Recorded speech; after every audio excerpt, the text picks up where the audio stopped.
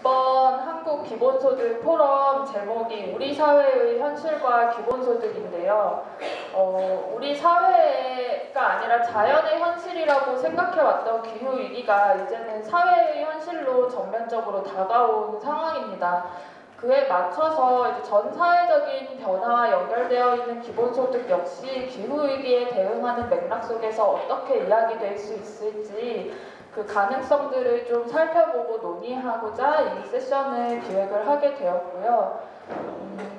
기본소득과 이제 기후위기나 온실가스 배출 감축과 관련해서는 탄소세를 경유한 생태 기본소득 이야기가 그간 적지 않게 되어 왔습니다만 이제는 기후위기에 대응하기 위해서는 우리 사회의 인프라도 다 바뀌어야 하고 그에 맞춘 사회 문화 시스템도 함께 바뀌어야 한다라는 이야기가 나오고 있어요. 워낙 큰 트렌드이기 때문에 그에 맞춰서 어떤 변화가 전체적으로 이루어질 수 있을지 그림을 완전히 그릴 수 있는 사람은 아직 없겠지만 기본소득이 노동과 연관되어서 또 재분배와 연관되어서 그리고 앞서 말씀드렸던 것처럼 온실가스 배출을 감축시키게 하기 위한 인센티브 구조로서 어떻게 작용할 수 있을지 늦지 않게 고민을 이미 어쩌면 조금 늦었을 수도 있는데 빨리 시작해야 하는 시점인 것 같습니다. 그래서 오늘 발표자로 모신 분들 세 분 발표는요. 첫 번째로 이유진 녹색전환연구소 연구원님께서 그린 뉴딜과 기본소득이라는 주제로 기후위기 국면이 어느 정도로 다가와 있는지 그에 맞춰서 사회 정치적으로는 어떤 대안들이 제시되고 있고 기본소득이랑은 어떤 연관성이 이야기되고 있는지 간단히 짚어주실 예정이고 그 다음으로는 이상원 한신대 지역발전센터장님께서 녹색전환의 관점에서 기본소득에 대해서 여태까지 나왔던 논리들과 지금 다시 돌아봐야 할 지점들을 좀 살펴봐 주시고 마지막으로 이제 강상구 전 정의당 교육연수원장님께서 녹색 기본소득이라는 굉장히 튼튼하고 건강하면서 이제 개인의 실천으로부터 사회를 바꾸는 재밌는 기본소득안을 제안을 해주실 예정입니다. 그래서 이야기를 듣고 이 상황에서 공통적인 문제의 상황에서 우리가 어떻게 좀 함께 대응을 해야 할지 플로어 토론을 이어갈 예정입니다. 그러면 첫 번째 발제로 이유진 녹색전환연구소 연구원님을 모시겠습니다. 큰 박수로 맞아주세요. 네, 소개받은 녹색전환연구소 이유진입니다. 저는 기후 문제, 에너지 문제를 오랫동안 활동을 해왔는데요. 기후 문제에 대해서 요즘 생각하면 지금 진행되고 있는 상황 그리고 과학자들이 전망하는 이 속도 거기에 비해서 기후 이슈가 한국 사회에서 받아들여지고 논의되고 있는 이 격차가 하늘과 땅이 아니라 거의 땅과 우주 정도의 이 격차가 있어서 이 문제를 도대체 어디서 어떻게 극복해서 풀어가야 될까라는 고민을 매우 많이 하고 있습니다.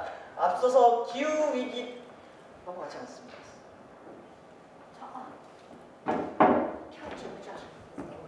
온이 안 되나요?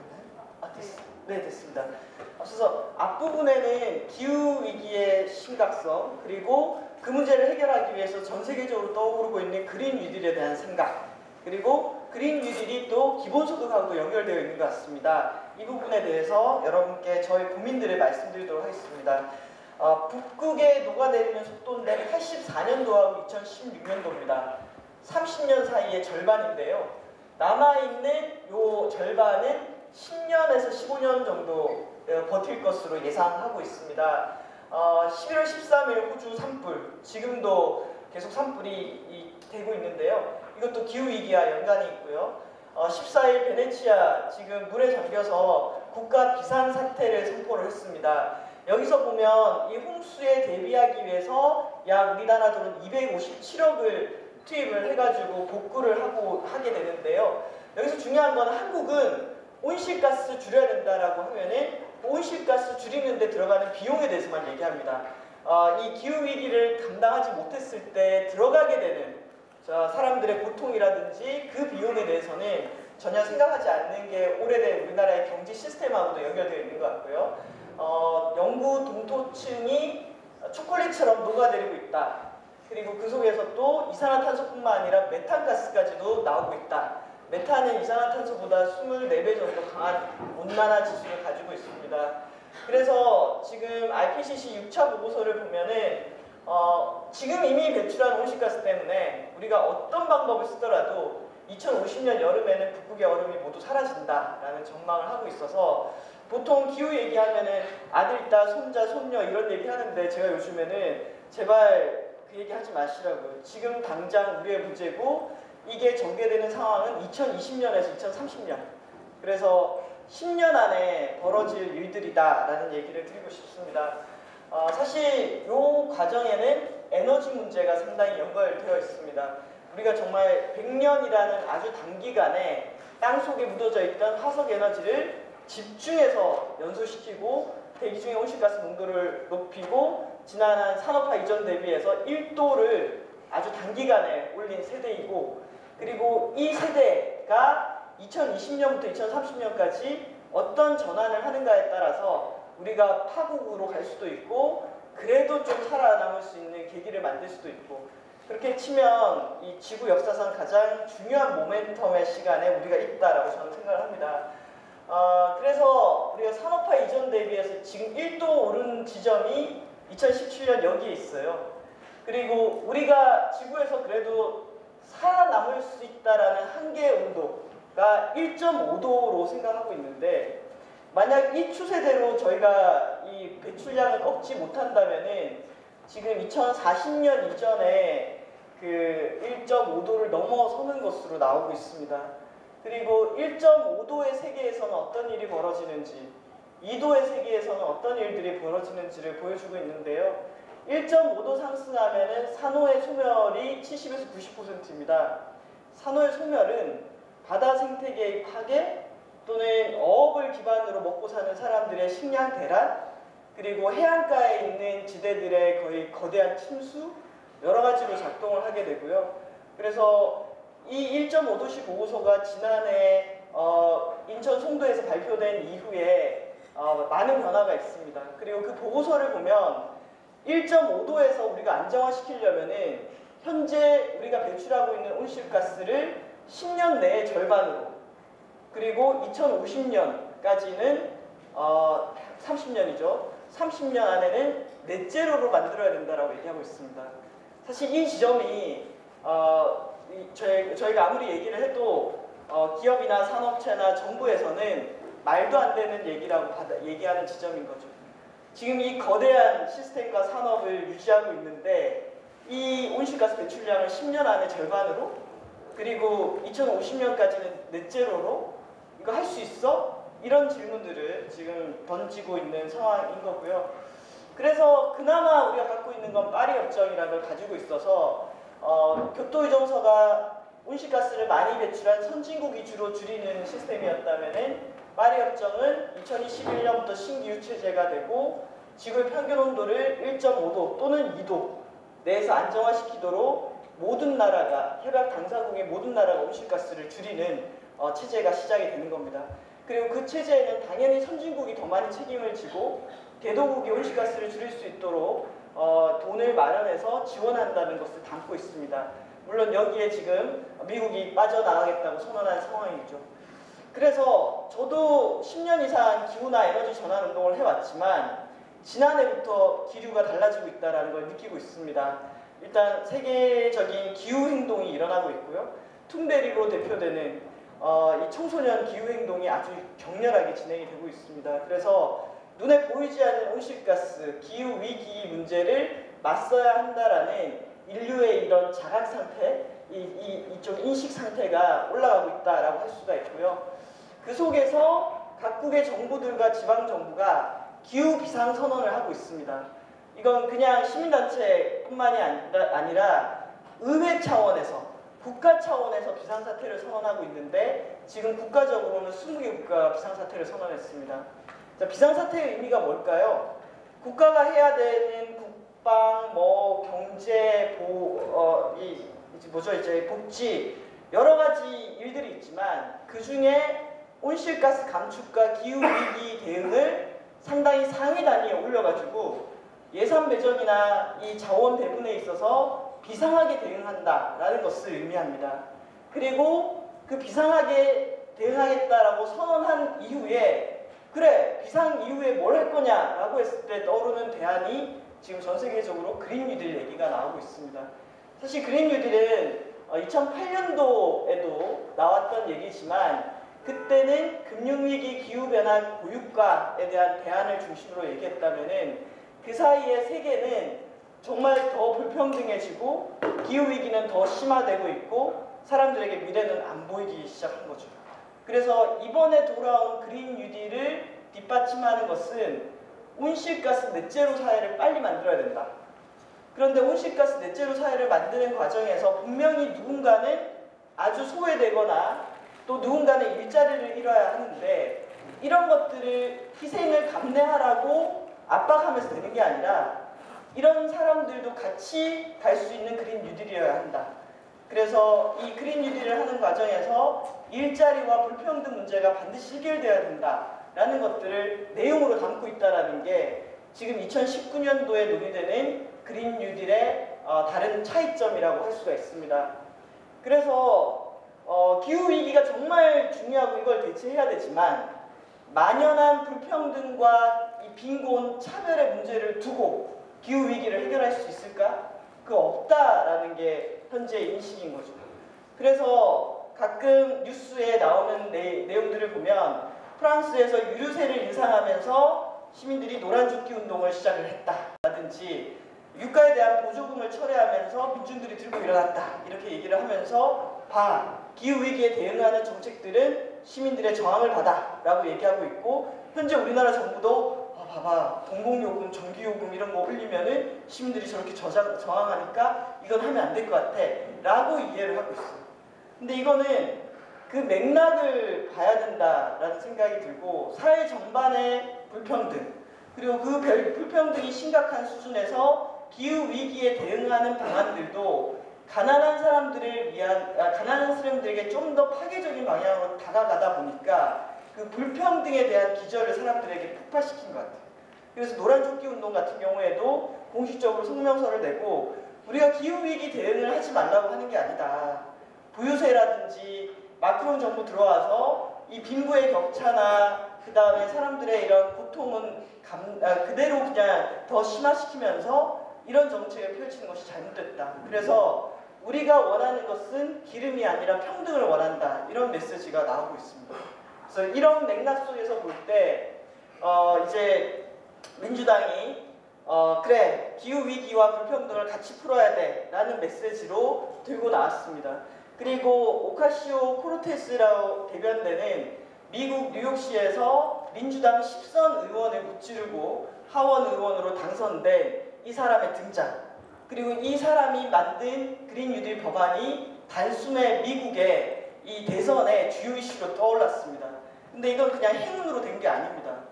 이 사람의 등장이 만들어지기까지 아주 오랫동안 기획이 있었고 선라이즈 무브먼트라는 미국 내에 아주 격렬한 기후위기 청년운동이 있었고 그 운동에서 그린 뉴딜이라는 법안과 이 정책들을 만들면서 그게 미국의 매우 보수적인 민주당에서도 받아들이게끔 하게 만드는 과정에는 상당한 동원되고 조직화된 힘이 있었기 때문에 이 그린 뉴딜이 부상을 했습니다.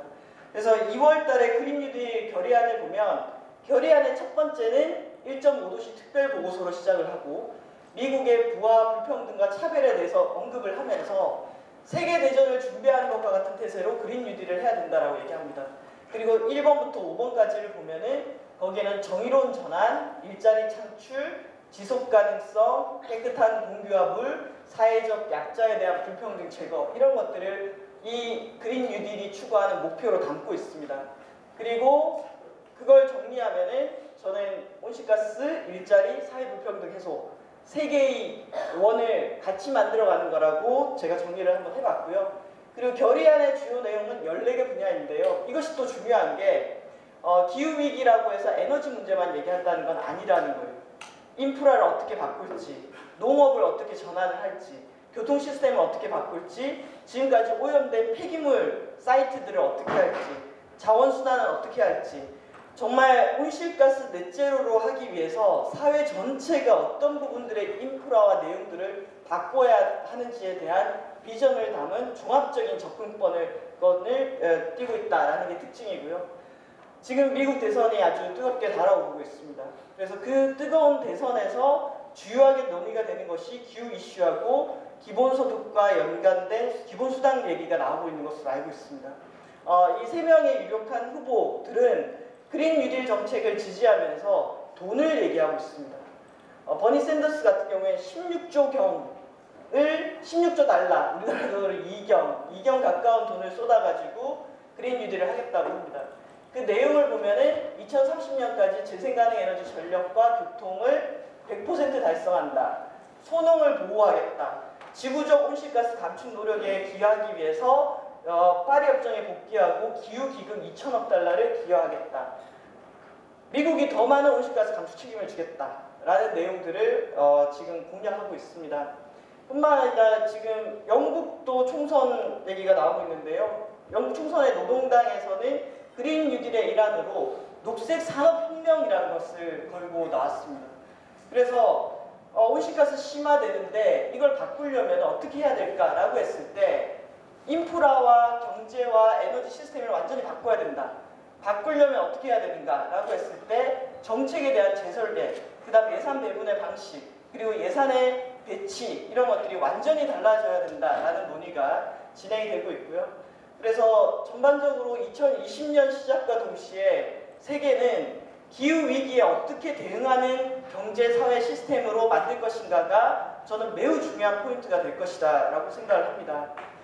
그랬을 때 한국은 2000년 대비해서 영국이 35%를 줄이는 동안 한국은 47%가 늘어났습니다. 우리나라 온실가스 감축 정말 매년 최고치를 경신하고 있습니다. 우리가 파리 협정에 의해서 줄이기로 한 목표는 5억 3,600만 톤인데 우리는 7억 톤을 넘어서서 이 파란 손은 아무런 노력도 하지 않았을 때의 경로인데 우리는 지금 아무런 노력도 하지 않았을 때의 경로를 따라가고 있습니다. 그래서 매우 심각한 상황인데요. 그렇다면은 기후위기와 불평등에 대응하는 그린 뉴딜. 제가 그린 뉴딜을 아무리 얘기하지만 여기 보면은 산재 사고로 하루에 노동자가 3명이 죽고 코레일 노동자들이 지금 파업을 하고 있고 사람들은 과로사를 하고 그런 거의 핵심 내용이 예산 배정이 안 된다라는 거였어요.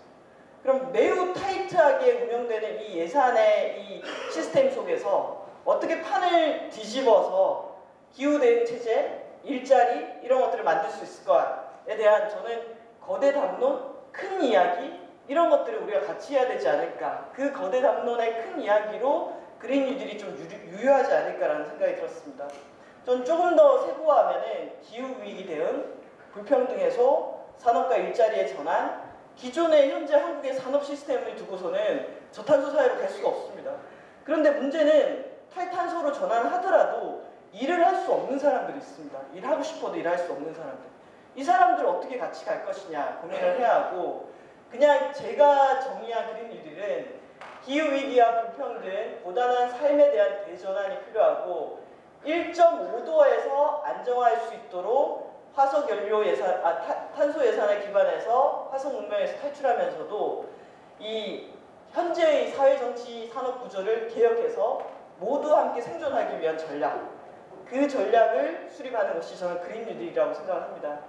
그래서 온실가스를 줄인다라는 그 큰 우산 아래 인프라를 바꾸고 빈곤과 차별을 없애는 안전망을 만들고 정의로운 전환을 만들고 순환 시스템으로 바꾸자. 그렇게 하려면은 법과 정부 조직과 GDP 대신 다른 기준이 필요하고 우리나라 전체 예산의 25%는 온실가스 감축에 투입해야 된다라고 생각하고 있습니다.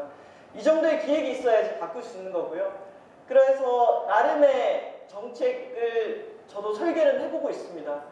그래서 상상을 해보면 코레일 노동자 지금 파업 중인데 인원을 요구한 대로 충원한다 하더라도 여전히 일을 더 많이 하고 있다고 얘기를 합니다. 근데 이 철도잖아요. 온실가스 줄이려면 철도가 탄탄해져야 되고 철도를 지원하고 일자리 거기서 만들고 그리고 그렇게 사람들이 더 충원이 되면 우리는 더 안전해지는 거잖아요.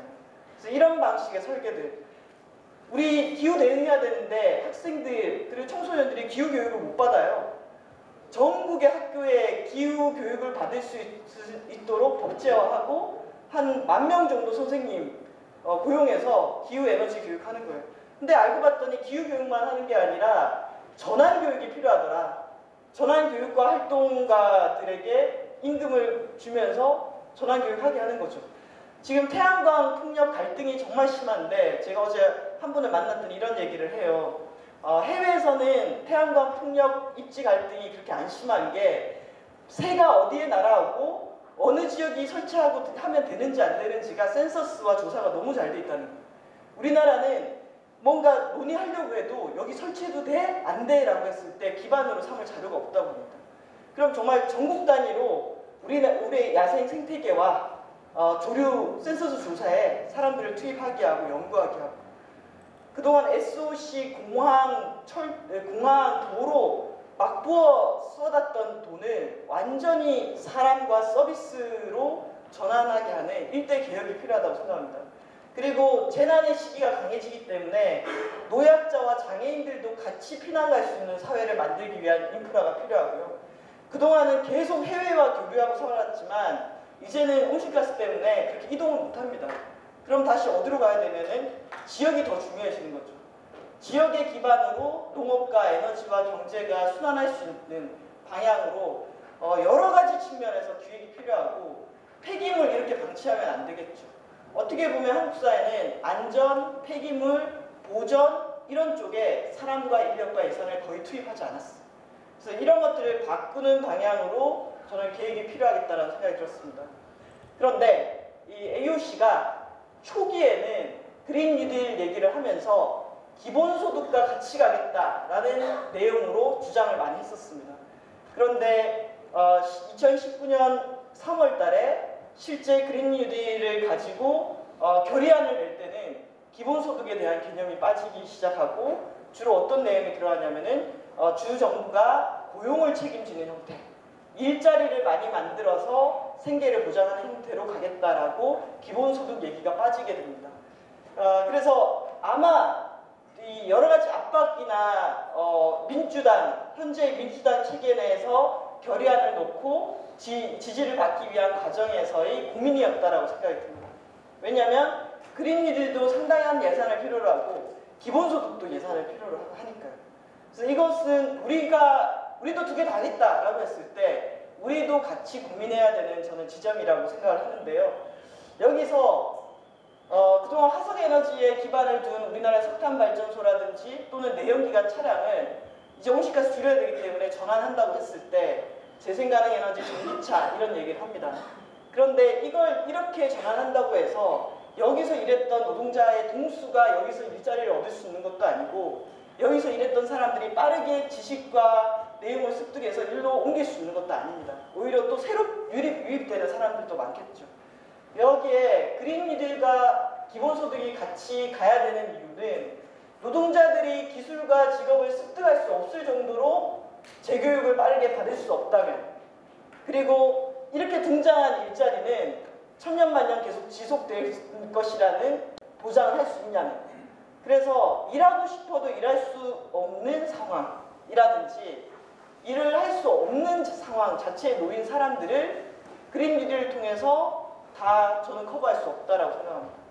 그런 의미에서 서로 보완되는 지점들이 필요하고요.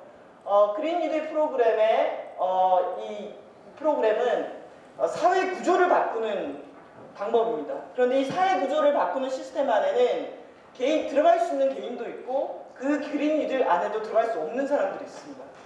그 사람들을 어떻게 같이 갈 거냐라고 했을 때 필요한 게 저는 기본소득 개념이라는 생각이 들고요. 그래서 여기 보면은 그린 뉴딜이 기본소득과 같이 가야 되는 5가지 이유들 이런 논의들이 나오고 있습니다. 네, 그런 측면에서 보면 저는 1.5도시로 가기 위한 두 개의 바퀴가 상호 보완적이다. 그린 뉴딜과 기본소득이 같이 갈 수 있는 방안.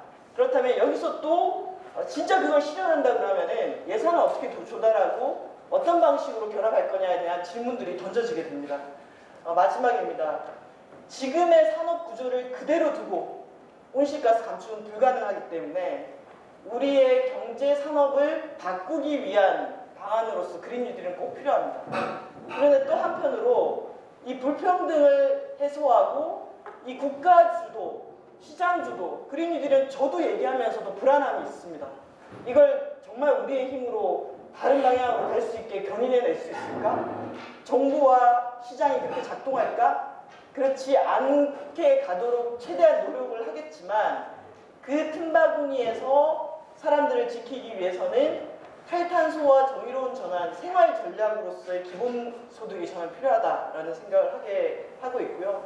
이런 얘기 아무리 열심히 해도 이게 세력화되고 설득해서 구현되지 않으면 안 되겠죠.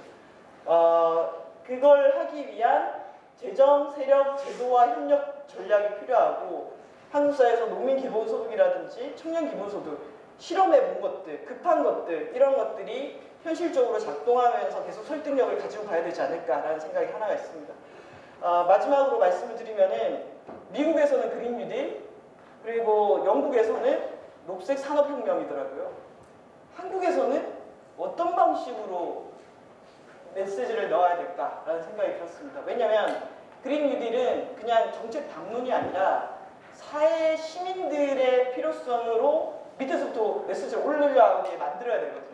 그렇다면 어떤 한국 사회에서의 사회운동과 결합하는 것이 저도 의미가 있을까? 이건 그냥 담론으로 아니라 담론과 조직이 같이 가야 된다라는 생각이 들었습니다. 여러 가지 고민이 있습니다. 저도 이런 고민을 여러분과 함께 계속 풀어가면서 답을 찾고 싶습니다. 문제는 시간이 좀 별로 없기 때문에 시간이 없다는 건 10년 안에 뭔가 변화를 이끌어내야 되기 때문에 내년에 총선 그리고 다가오는 대선이 저는 한국 사회를 바꿀 수 있는 정말 절대운명의 기회라고 생각합니다. 이 시기를 앞두고 많은 논의를 할 수 있기를 바랍니다. 감사합니다.